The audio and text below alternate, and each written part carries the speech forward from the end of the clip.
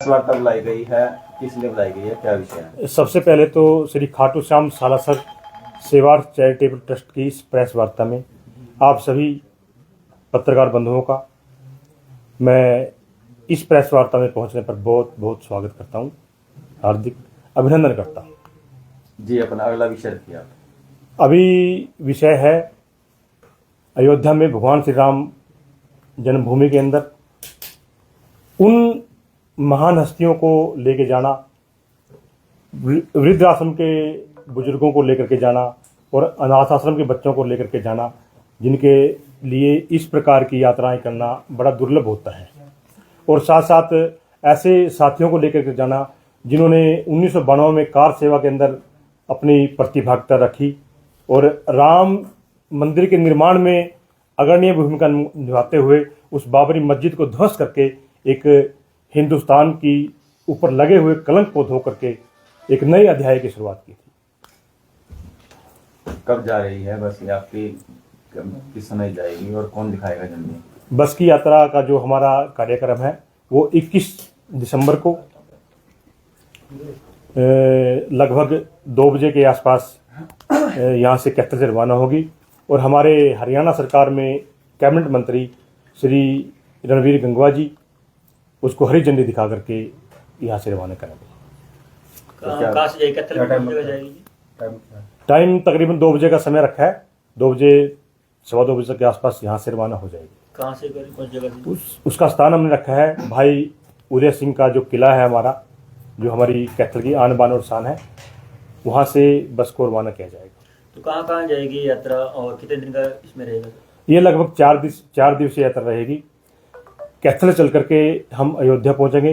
अयोध्या में सभी जो भक्त हैं उनको हनुमानगढ़ी, भगवान श्री राम की जन्मभूमि, नवनिर्माण राम मंदिर के दर्शन करवा करके वापसी में फिर हम कृष्ण जन्मभूमि मथुरा के अंदर भी उन सभी भक्तों को दर्शन करवाएंगे। कैसे मन में आया कि इन बुजुर्गों को ऐसे लेकर सेवा के लिए लेकर जाया जाए? देखिए, हमारी संस्था पिछले 3 वर्षों से इसी प्रकार के धार्मिक आयोजनों का आयोजन करती रही है और हमारा जो सबसे मुख्य है उद्देश्य कि हम उन लोगों को धार्मिक स्थानों की यात्राएं कराते हैं जो आर्थिक रूप से कमज़ोर हैं, जो और किसी कारणवश यात्रा नहीं कर पाते, या बुजुर्ग हैं, उनको लेके जाने में आने में कोई दूसरा बंदा सहायक नहीं है। तो हमारी ट्रस्ट ऐसे साथियों को, भक्तों को यात्रा कराती है जो इस प्रकार से सामर्थ्य नहीं है।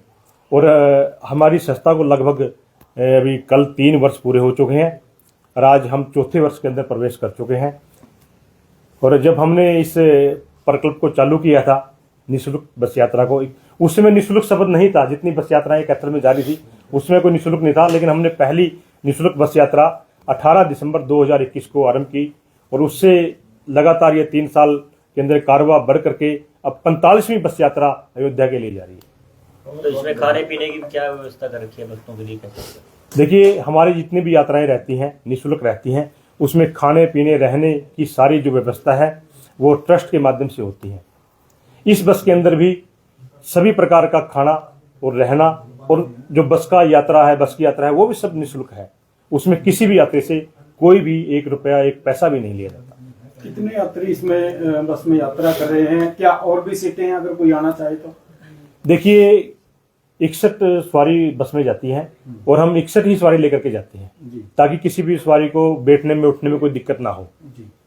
अभी लिस्ट बन रही है, उसमें कार सेवकों की लिस्ट भाई कपिल जी के पास आई है, अभी उस पर प्रकाश डालेंगे। और अनाथ आश्रम की और वृद्धाश्रम की हमारे पास लिस्ट आ चुकी है, उसके बारे में प्रधान जी आपको ज़्यादा जानकारी देंगे, वो सारा कार्य देख रहे हैं।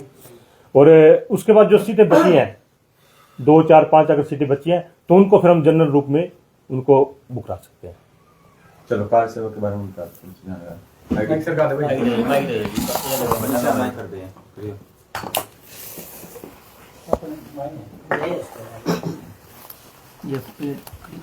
ऐसे करके ना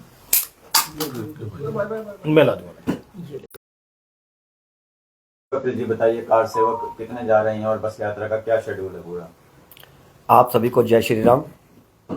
जय श्री राम। देखिए, 6 दिसंबर 1992 का वो ऐतिहासिक दिन है जिसके ऊपर पूरा हिंदू समाज गर्व करता है अयोध्या के अंदर हजारों ही नहीं, सैकड़ों ही नहीं, लाखों ही नहीं, करोड़ों की संख्या में राम भक्तों ने अयोध्या पहुंचकर वहां पर उस दिन बाबरी मस्जिद को ढहाया था। और हमारे जो हमारे पूजनीय भगवान श्री राम जी हैं, उनके जो मंदिर का, जो उनकी जन्मभूमि है, वहां पर मंदिर बनाने का एक रास्ता शुरू हुआ था।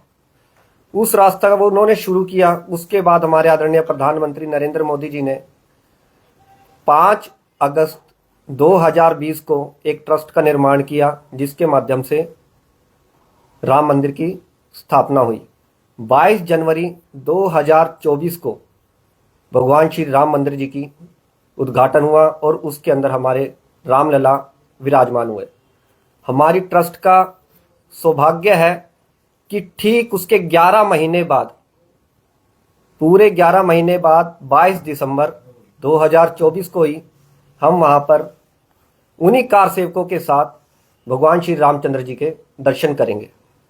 हमारे कैथल से उस समय जो कार सेवक थे जिन्होंने इस आंदोलन के अंदर भाग लिया था, वो लगभग 170 के आसपास की सूची है। हमने लगभग सभी से संपर्क करने की कोशिश की। उनमें से कुछ बुजुर्ग हो गए हैं, चलने फिरने में असमर्थ हैं, और कुछ कैथल से बाहर जा चुके हैं। तो उसके अकॉर्डिंग जो हमने सभी से संपर्क किया है और हमारे पास कुछ एक सूची बन भी गई है, वो सूची कल शाम तक हमारे पास फाइनल हो जाएगी, जो हमारे साथ कार सेवक जाएंगे। ठीक है सर। आगे धर्मवीर जी। जी धर्मवीर जी, बताइए आप जो कैथल से वृद्धाश्रम के जो वृद्धों को अयोध्या लेकर जा रही हैं, कैसे मन में आया और कितने वृद्ध यहाँ से जाने वाले हैं? देखिए, दुनिया में सुंदर 2 ही नाम, एक जय श्री श्याम, एक जय श्री राम। सर्वप्रथम तो आप सभी को जय श्री श्याम, जय श्री राम।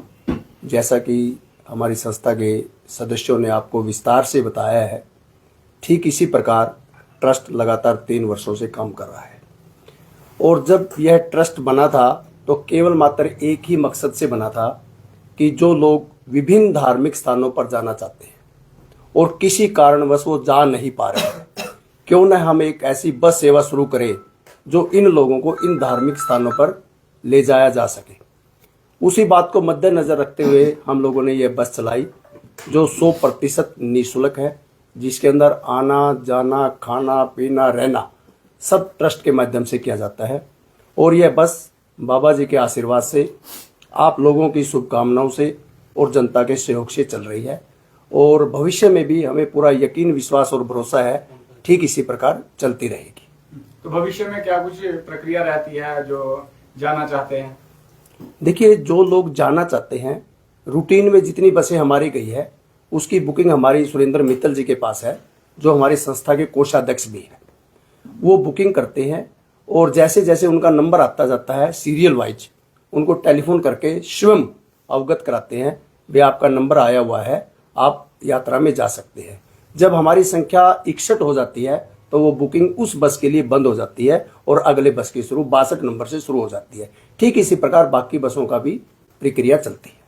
जहाँ आप जो है यात्रा लेकर जा रहे हैं, कार सेवक जा रहे हैं, तो एक अहम यात्रा हो जाती है जी। यहाँ से मंत्री इसको रवाना करेंगे, तो क्या अयोध्या में भी कोई विशेष व्यक्ति इनका स्वागत करेंगे? देखिए, सर्वप्रथम तो मैं माननीय कैबिनेट मंत्री श्रीमान रणबीर गंगवा जी का इस बात के लिए विशेष तौर पर व्यक्तिगत रूप से भी धन्यवाद करता हूं और ट्रस्ट की तरफ से भी धन्यवाद करता हूं कि जब हम लोगों ने उनसे समय मांगा तो उन्होंने हमारी बात को सहर्ष स्वीकार करते हुए तुरंत प्रभाव से झंडी देने के लिए समय दिया। और उसके बाद हमारा यह प्रयास है क्यों न अयोध्या में भी जैसे हमारी बस जाए, क्योंकि उस बस में अनाथ आश्रम के बच्चे और वृद्ध आश्रम के बुजुर्ग और कार सेवक जा रहे हैं, क्यों न अयोध्या में भी उत्तर प्रदेश के माननीय मुख्यमंत्री श्रीमान योगी आदित्यनाथ जी उनका हौसला बढ़ाने के लिए, उनको आशीर्वाद देने के लिए वहां पहुंचे। और हम प्रयास कर रहे हैं, हो सकता है कि वो भी पहुंच जाए। ठीक है, बहुत बहुत धन्यवाद।